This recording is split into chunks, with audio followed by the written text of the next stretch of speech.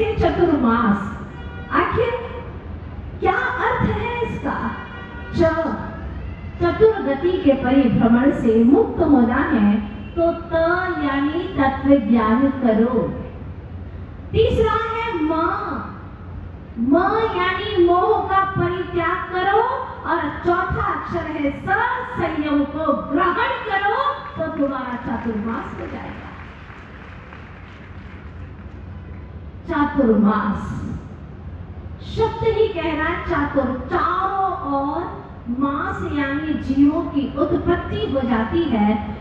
तो इन जीवों की उत्पत्ति से बचने के लिए, इनकी रक्षा करने के लिए मेरे माध्यम से इन जीवों की विराधना न हो, हिंसा न हो, इसीलिए एक जगह पर स्थिर हो जाते हैं ताकि चतुर्मास के दरमियान हम जीवों की भली भांति रक्षा कर सके और श्रावकगण भी अपने व्यापार आदि से निवृत्त कुछ तो हो ही जाते हैं और धर्म ध्यान में लग जाते हैं। तो ये सीजन है, अभी धर्म का सीजन है। चातुर्मास में दो ही काम विशेष रूप से होते हैं, पानी का, दूसरा वाणी का।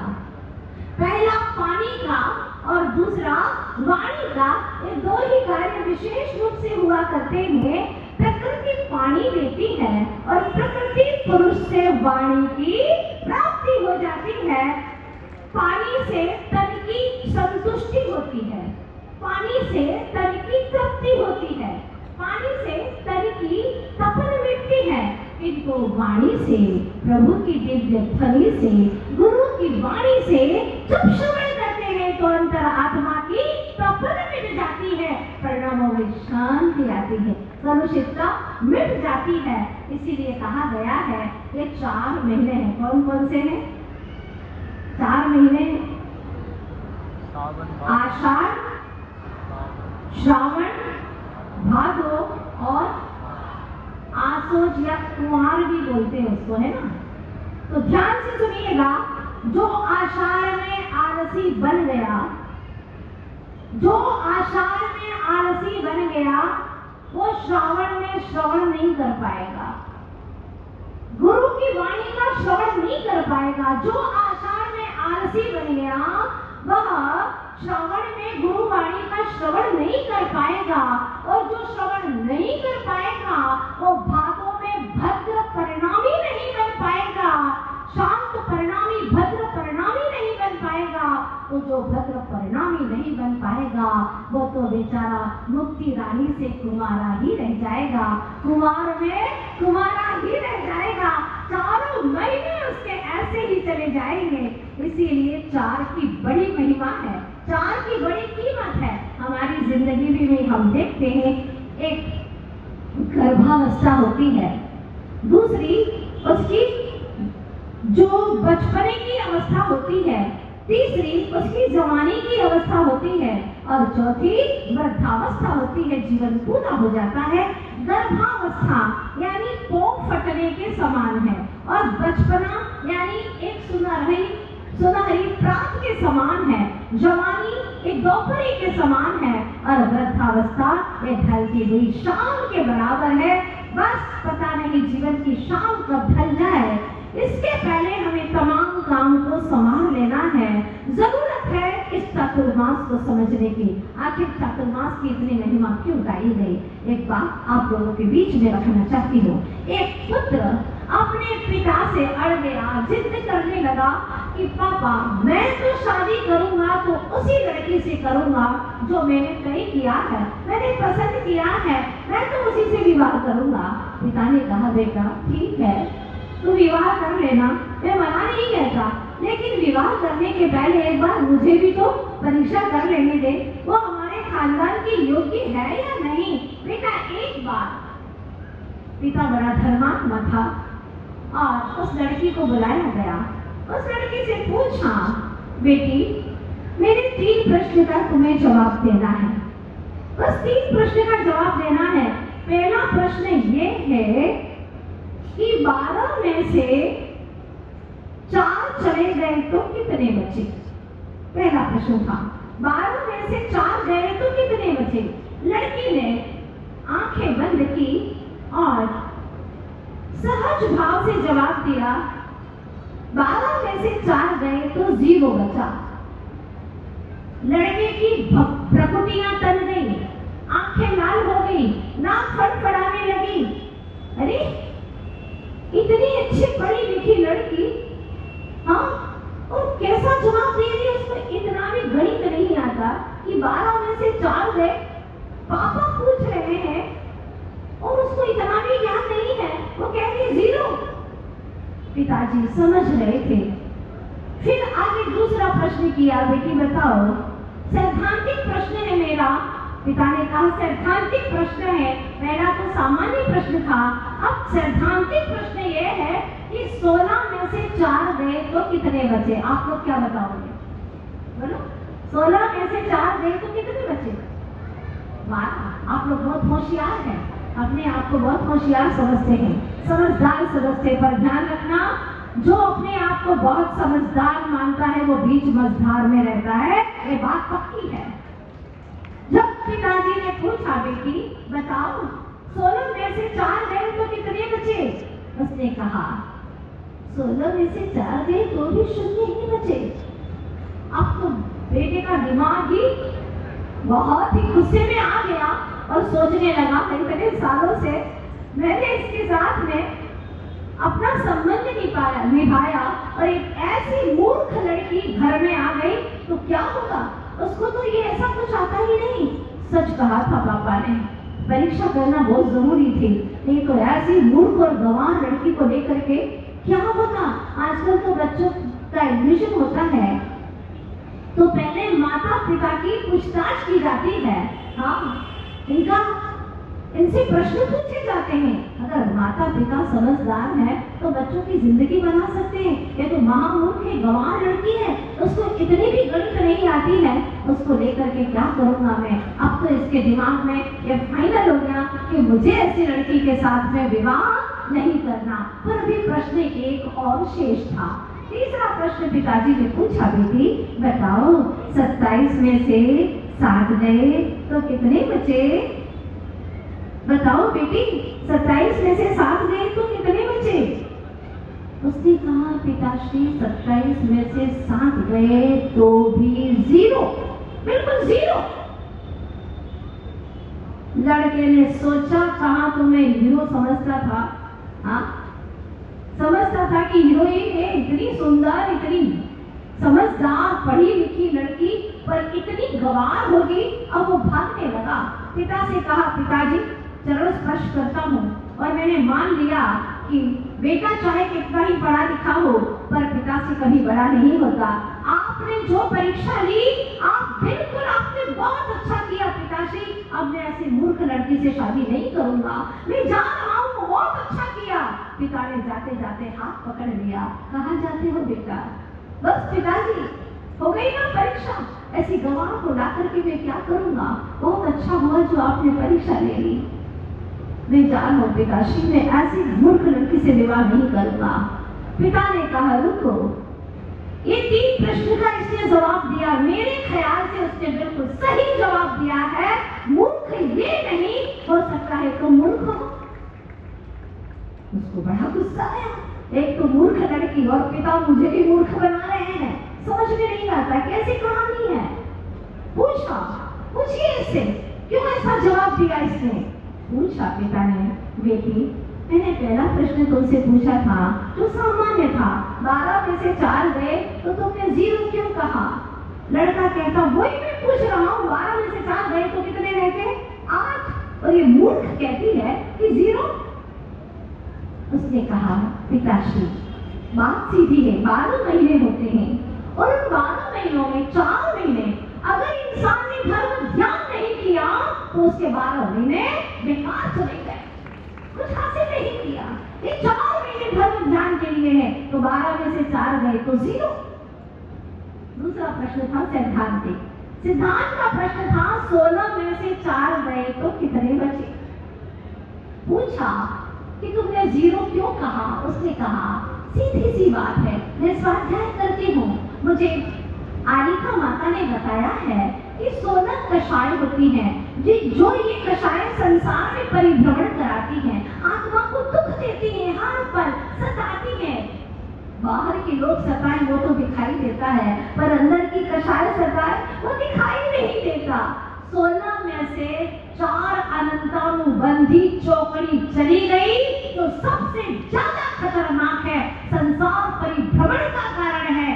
16 में से 4 चले गए तो शून्य, क्योंकि एक न एक दिन उसकी सारी कषाय मिटेगी ही मिटेगी, ये नियम है सिद्धांत का।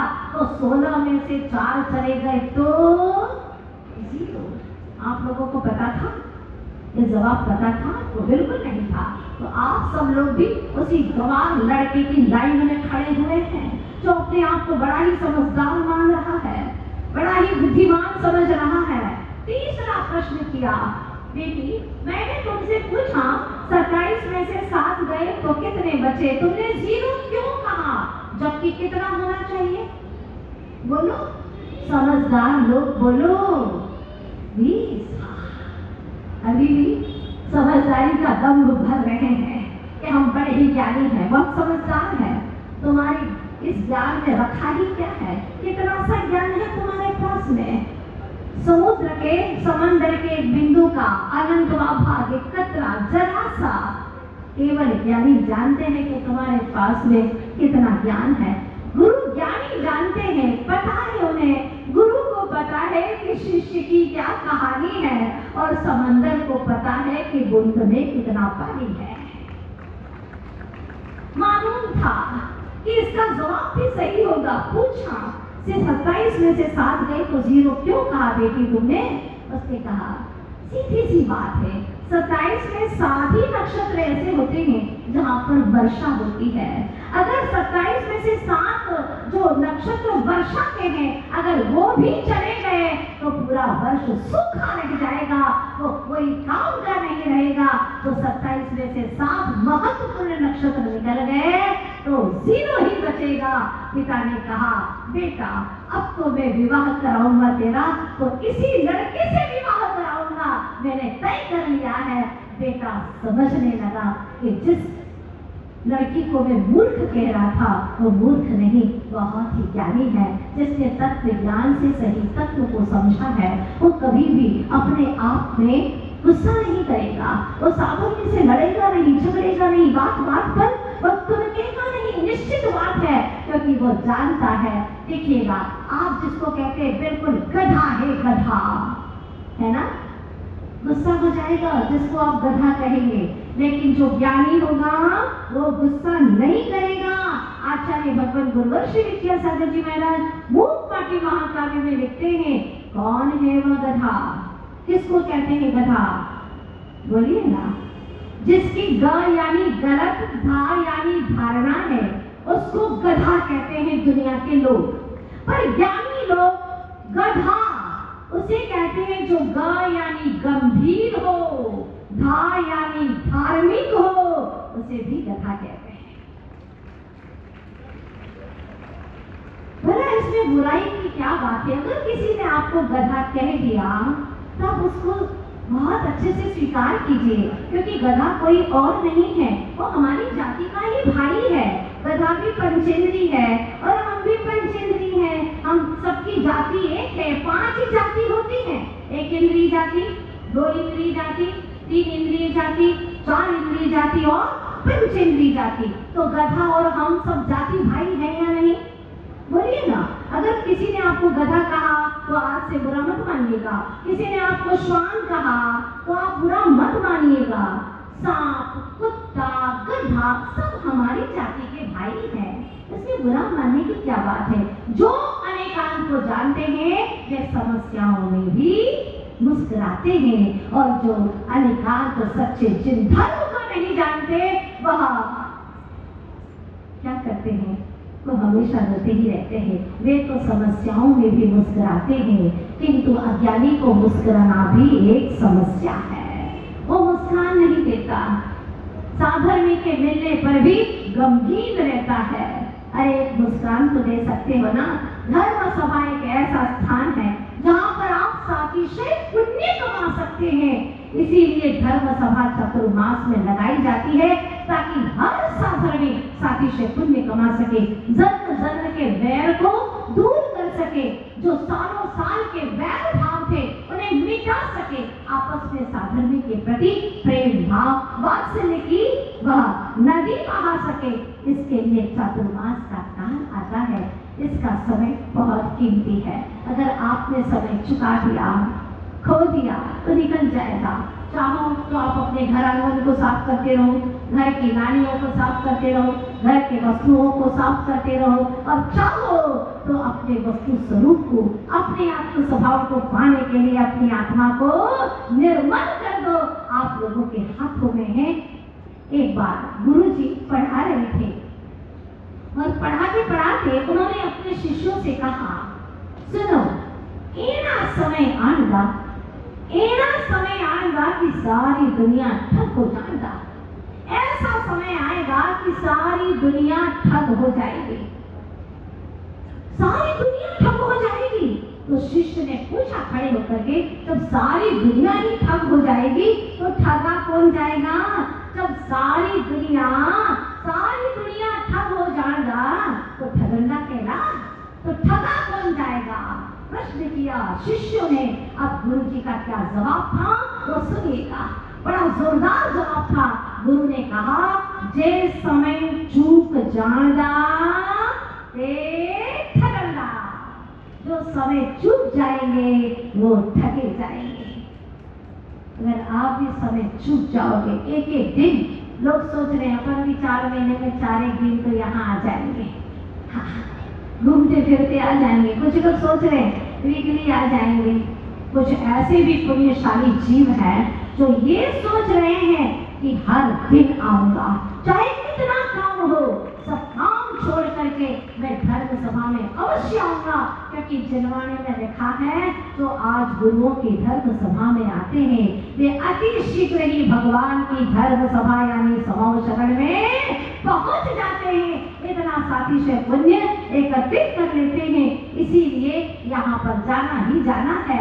ज्ञानी जी विचार करता है, मुझे चातुर्मास के दरमियान 4 प्रकार की शुद्धि करना है। सबसे पहले चातुर्मास में व्यवहार शुद्धि होती है। आपस में व्यवहार अच्छे से लोग निभाने लगते हैं। जिन्हें सालों से बोलते नहीं थे उन्हें बोलने लग जाते हैं। एक नगर में बुंदेलखंड में हमारा चातुर्मास हुआ था, मध्य प्रदेश में।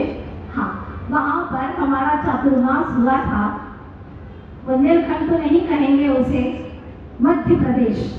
वहाँ हमारा चातुर्मास हुआ था और एक व्यक्ति अपने मित्र से, जो खास मित्र था, ऐसी अनबन हो गई कि उसका जानी दुश्मन हो गया। 20 वर्ष से उससे बोलता नहीं था। 20 वर्ष। जब हमारा चातुर्मास हुआ, उसका संकल्प था कि माता जी को नित्य प्रतिदिन आहार दूंगा, तभी मैं भोजन करूंगा। संकल्प था।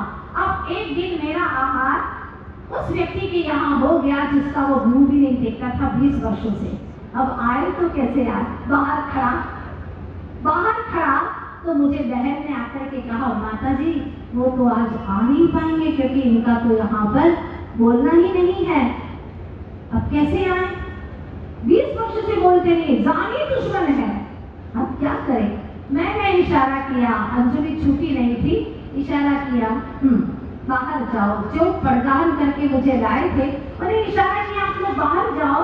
वो बाहर गए और वो समझ गए कि माता जी ने इशारा किया है। उनको अंदर ले आने के लिए उन्होंने कहा, 20 वर्ष के बाद में, चलिए आइए पधारिए।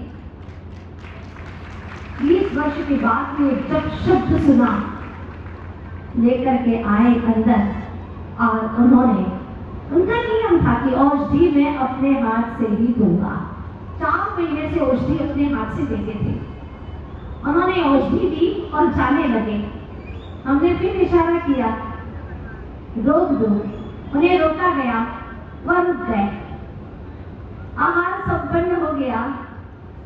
उन्हें 2 मिनट की बात कही, मरने के बाद भी तो वैसे ही सबको छोड़ करके जाना है।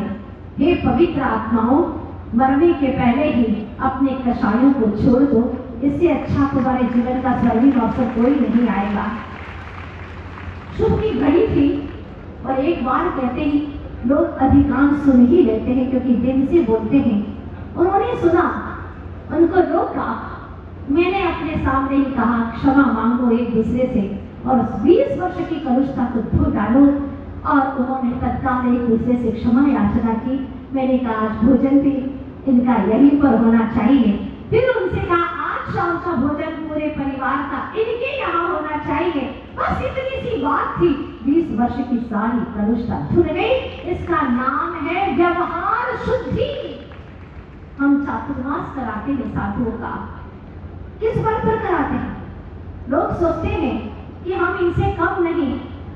धन दौलत देने वाले अपने मन से जब धन दौलत देते हैं, दान पुण्य करते हैं, साथ में अगर मान का भी वह त्याग कर दे तो उनका जीवन सार्थक हो जाए। बहुत ही पुण्यशाली होते हैं ऐसे लोग। और मैंने ग्वालियर में इन दिनों में देखा है, बड़े ही पुण्यशाली आत्माएं बसती हैं।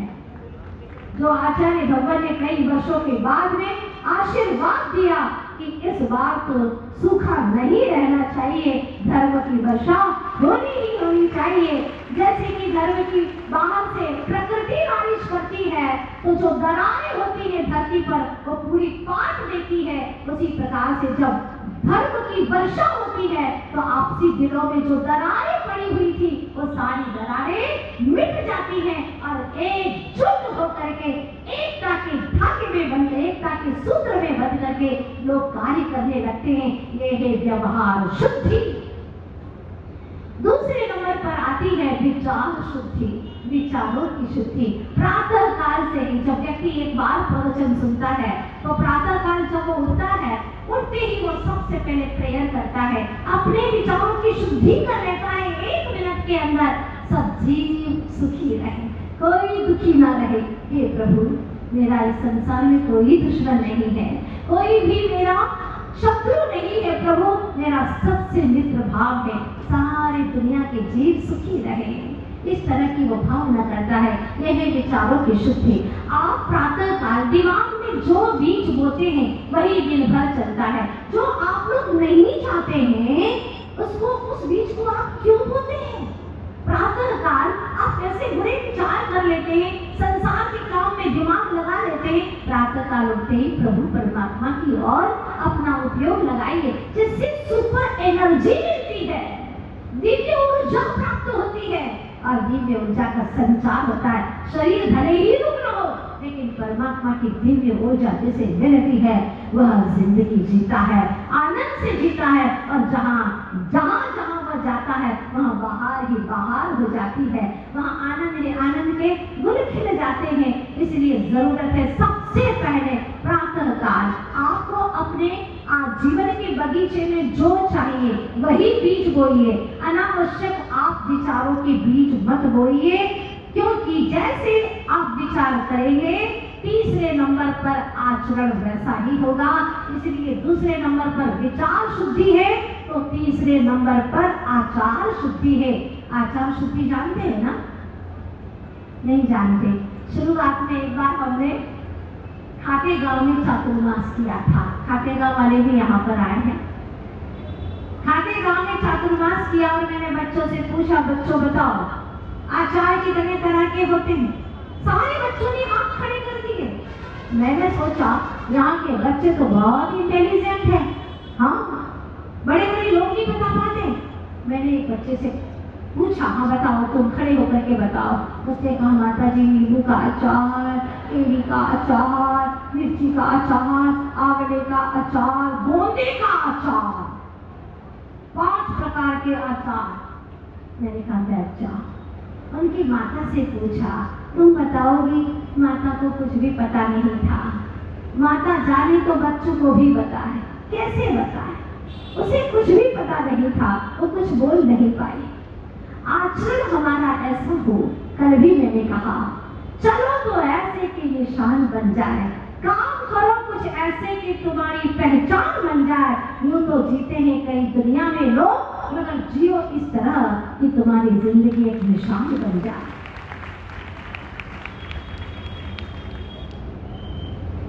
तो बात चल रही है यहाँ पर हमारे अंदर ज्ञान कितना है। जब पूछा जाए तो समझ में ही नहीं आता है कि क्या है। आचार की बात चल रही है तो आचार आप लोग बताएंगे कितने तरह के होते हैं? 5 ही तरह के होते हैं पंचाचार, लेकिन ये केरी का अचार वगैरह नहीं होते हैं। उसको समझने के लिए आप सभी को आत्मबोध शिविर में आना होगा ताकि हम अपना आचरण सुधार सके। आचरण कितने तरह से हम शुद्ध कर सकते हैं वो आपको समझना है। ठीक 26 तारीख को 7:40 से आप सबके लिए वो बहुत अच्छी पवित्र क्लास शुरू हो जाएगी, जिससे आपके परिणामों में विशुद्धि आएगी। जीवन जीने का हर समय आपको आनंद आएगा, लगेगा कि अब हम जी रहे हैं। तो 3 प्रकार की शुद्धि हो गई। पहला व्यवहार शुद्धि, दूसरी विचार शुद्धि, तीसरी आचार शुद्धि और चौथी है आत्मशुद्धि, आत्मा शुद्धि। जिसके विचार अच्छे हैं, आचरण अच्छा है, उसकी आत्मा तो शुद्ध हो ही जाती है। तो 4 महीने में मुनिराज कई स्थानों पर विदेश क्षेत्र आदि में ध्यान में लीन हो जाते हैं। आज कई मुनिराज ध्यान में लीन हो गए। अब 4 महीने के बाद में ध्यान से उठेंगे, आहार चर्या भी नहीं करेंगे। आपसे मेरी गुजारिश है, हमारे मुनिराज तो 4 महीने का आहार जल त्याग करके बैठ जाते हैं। क्या आप लोग 4 महीने रात्रि भोजन का त्याग नहीं कर सकते? बाहर का त्याग नहीं कर सकते? बाहर का भोजन नहीं करेंगे, अभक्ष भोजन नहीं करेंगे? हमारे संत तो भक्ष का भी त्याग कर देते हैं। क्या आप लोग अभक्ष वस्तुओं का त्याग नहीं कर सकते? तो हमने अपने जीवन में पाया ही क्या है? 3 ही हमारे लिए दिव्य रत्न है, देव, शास्त्र और गुरु। देव, शास्त्र, गुरु, रत्न शुभ, 3 रत्न करतार, 3 रत्न को देने वाले हैं। सच्चे देव से सम्यक दर्शन की प्राप्ति होती है, सच्चे शास्त्र से सम्यक ज्ञान की प्राप्ति होती है और सच्चे गुरुओं से सम्यक चारित्र की प्राप्ति होती है। ये 3 रत्न को देने वाले हैं। तो समय खो मत देना। अगर आप नित्य प्रतिदिन 1 घंटा हमें देंगे तो मैं दावा करती हूँ कि निश्चित रूप से तुम 1 घंटा दोगे। आप लोग भजन गाते हैं, कुछ संगीत में गाते हैं ना, तुम्हें 1 पैसा दोगे वो 10 लाख देगा, है ना। तुम 1 घंटा दोगे, तुम्हें अनंत काल तक के लिए सिद्धालय में जाकर के बैठने का वो शुभ अवसर प्राप्त होगा। क्योंकि जो तत्व ज्ञानी होता है, समय ज्ञानी होता है, वह संसार से मुक्त हो जाता है। एक चोर ने, बहुत सुंदर प्रसंग सुनाना चाहती हूँ। एक चोर ने मुनिराज का चौमासा मांगा। मुनिराज का चौमासा मांगा और कहा, आप मेरे स्थान पर, उसका बहुत बड़ा स्थान था, जंगल था और उसमें बहुत अच्छा संत भवन भी बना हुआ था। वो संत भवन नहीं था, वो डाकू का भवन था। लेकिन उसने कहा कि यहाँ साधु निवास करें, मुझे खुशी होगी। जीवन में पहली बार भाव आया और डाकू ने मांग लिया चौमासा, पर कहा, महाराज एक बात है, आप चातुर्मास तो करेंगे, लेकिन शर्त यह है कि आप प्रवचन नहीं करेंगे। आप लोग सुन रहे हैं क्या? नहीं। ऐसा क्यों कहा? क्योंकि डाकू को भरोसा था, पूरा विश्वास था कि साधु ने प्रवचन दिया तो मैं डाकू रहूंगा ही नहीं, साधु बन जाऊंगा। उसको इतना विश्वास था कि अगर साधु ने प्रवचन दिया तो मैं सुधर जाऊंगा। बोलो, आपको विश्वास है कि नहीं? बोलो, है? अगर विश्वास है कि 4 महीने प्रवचन सुन लिए तो निश्चित रूप से हमारा जीवन रूपांतरित हो जाएगा, जीवन जीने का आनंद आएगा और एक सही इंसानियत की जिंदगी जिएंगे। ये निश्चित बात है। 4 महीना चातुर्मास किया, साधु ने कहा ठीक नहीं करेंगे, हम तो चाहते ही हैं कि अपने आप में हमें। 4 महीना चातुर्मास किया, अंतिम दिन जाने का अवसर आया। कहा, चोर ने आकर के चरणों में झुक करके कहा, हे साधु भगवान, 4 महीने आपने नियम का पालन किया, आप जीते, मैं हारा, लेकिन अंत में एक प्रवचन सुना करके जाइए, एक प्रवचन सुना के जाइए। बैठ गया हाथ जोड़ करके, संत ने प्रवचन किया। 4 चीजें कभी मत करना। पहली बात, रानी से कभी भी व्यभिचार मत करना। बाकी सब छूट है, लेकिन रानी से व्यभिचार नहीं करना। छूट है ऐसा नहीं बोला, नहीं तो आप कहोगे कि बाकी के सबके लिए छूट है क्या? नहीं, बस रानी से कभी व्यभिचार मत करना।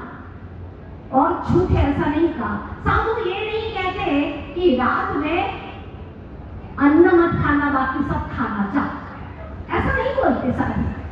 साधु सभी भाषा बोलते, वो कहते हैं कि रात में कम से कम अन्न तो मत खाना, बस इतना ही बोलते हैं, अनावश्यक नहीं बोलते। रानी से व्यभिचार मत करना। दूसरी बात यह है कि कौवे का मांस मत खाना। तीसरी बात यह है कि कभी भी अनजान फल मत खाना।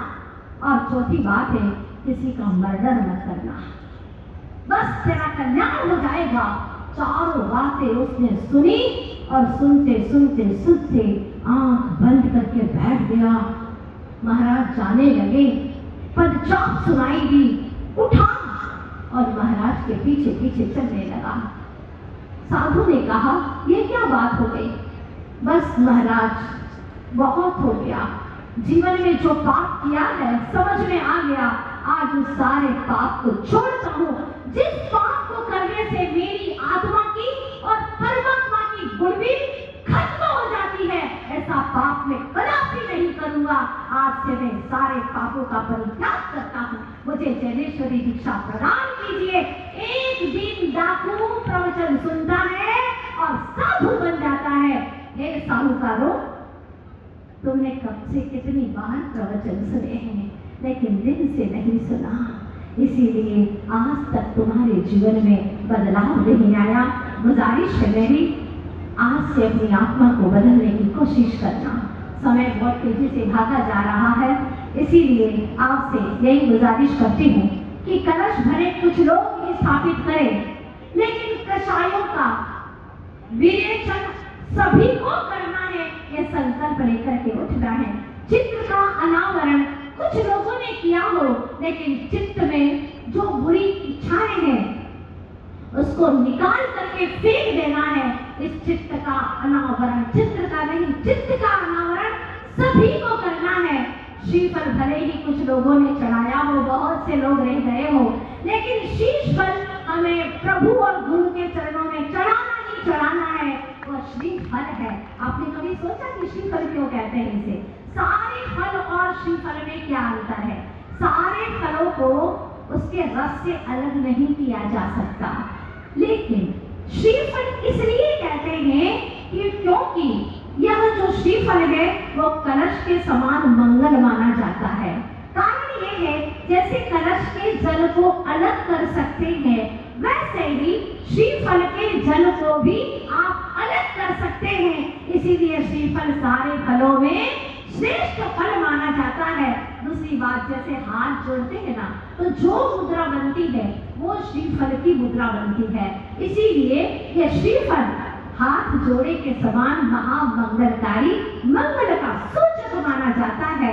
तो भले ही श्रीफल कुछ लोगों ने चढ़ाया हो, पर शीश फल तो हमें प्रभु के चरणों में, गुरु के चरणों में सदा चढ़ा के ही रखना है, झुका के ही रखना है। जितना झुकोगे उतना ही पाओगे, क्योंकि हमारे आचार्य भगवान गुरुवर श्री विद्यासागर जी महाराज ने कहा था कि जो जूझने पर मिलता है उसको पदार्थ कहते हैं, पर जो झुकने पर मिलता है उसे परमात्मा कहते हैं। जूझता है, आप जिंदगी में कितना जूझते हो, तब कहीं आपको पदार्थ मिलते हैं, वस्तुएं मिलती हैं, लेकिन झुकने पर जो मिल जाए उसे परमात्मा कहते हैं। तो यह चातुर्मास समस्या से तपस्या की ओर ले जाने के लिए है। हर समस्या से तपस्या की ओर ले जाने के लिए है, वासना से उपासना की ओर ले जाने के लिए है। यह चातुर्मास आराधना के लिए है। आप लोग ये मत समझना कि हम ग्वालियर वाले चातुर्मास करा रहे हैं, अब आपको भी चातुर्मास करना है। सभी को कुछ न कुछ एक नियम का संकल्प करना है आज।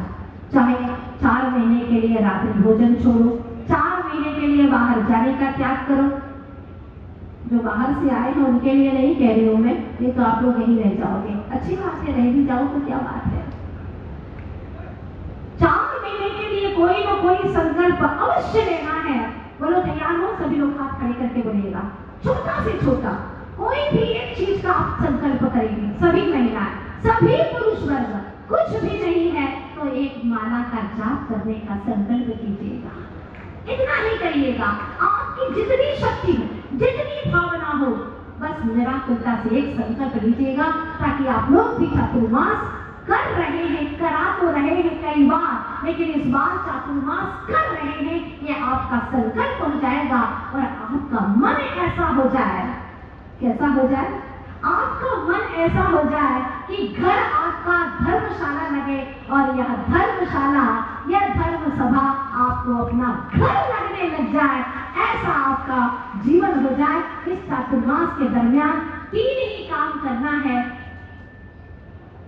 कुछ लोग ऐसे काम करते हैं मनोरंजन का, कुछ लोग काम करते हैं मनोमंथन का, और कुछ लोग काम करते हैं मनोभंजन का। तो श्रेष्ठतम कार्य है मनोभंजन का। मनोरंजन के लिए तो कई लोग आते हैं, चलो घूम करके आते हैं, वहां पर क्या होता है, थोड़े लोगों से मिल करके आएंगे, अच्छे कपड़े पहन करके जाएंगे, लोग देखते हैं अच्छा लगता है, ये मनोरंजन का काम है। पर कुछ लोग चिंतन में भी डूब जाते हैं, ये मनोमंथन का काम है। और तीसरा है मनोभंजन, यानी मन के अंदर जो विकार है उसको भंजन कर देना, तोड़ देना, उसी का चातुर्मास सार्थक हो जाता है। तो आप सभी लोग चातुर्मास के दरमियान ये मत सोचना कि माता जी अब तो आ गई है, अब तो यहाँ बंद करके रहेंगे, ऐसा नहीं है।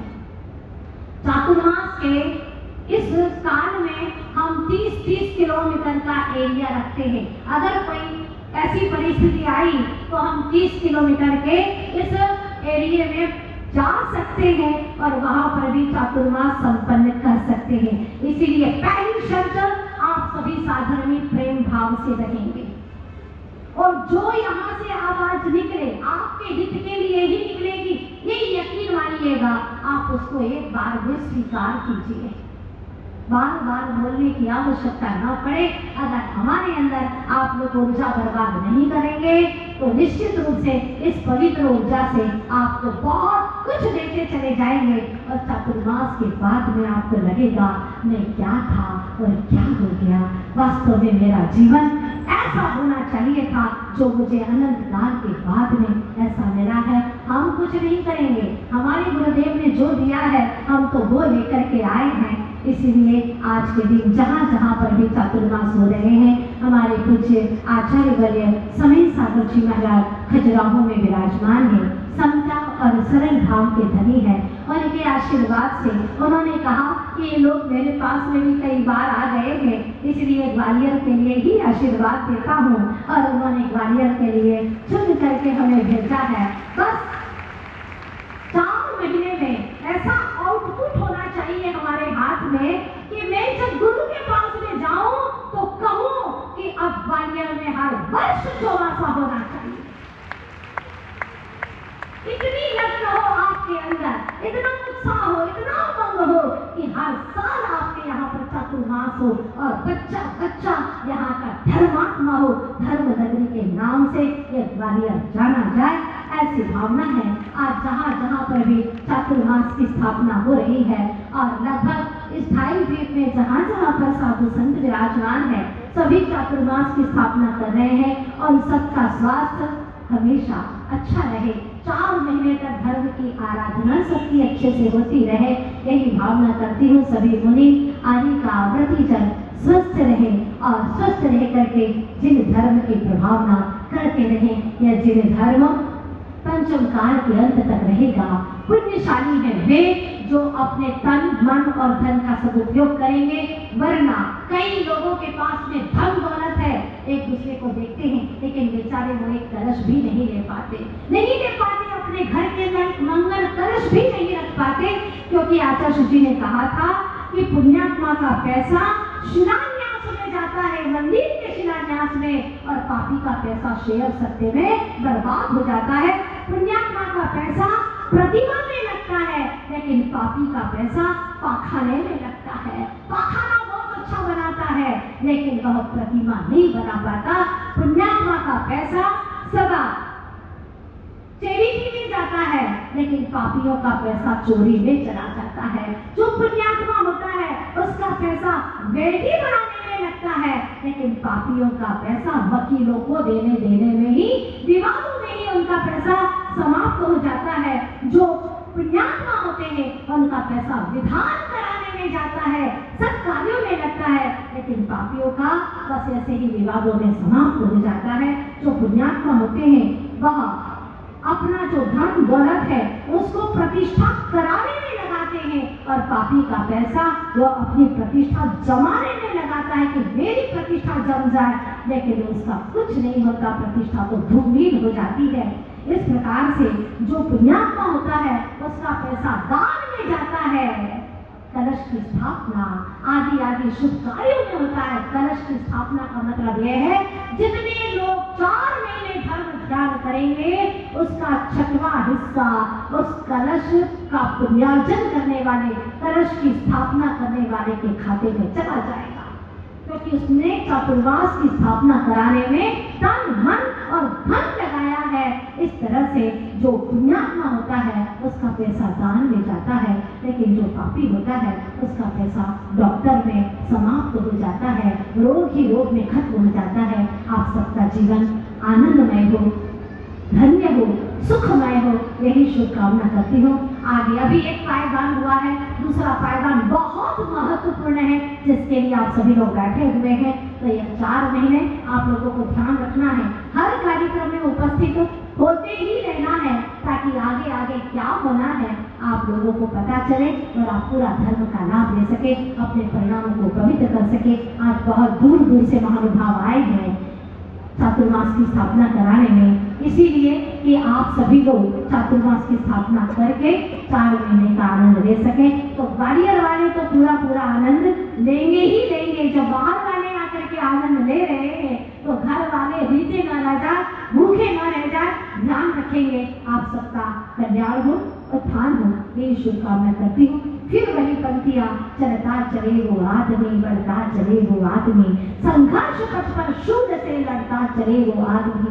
हे आदमी तो वह कि जिसका धर्म ही संग्राम है, जीवन किसी का नाम है, जीवन किसी का नाम है। चलते चलो, बढ़ते चलो, मेरी शुभकामनाओं के साथ बोलिए 24 सत्यशंकर भगवान की, आचार्य गुरुवर्षी विद्या सागर जी महाराज की, आचार्य वरिष्ठ समय सागर जी महाराज की।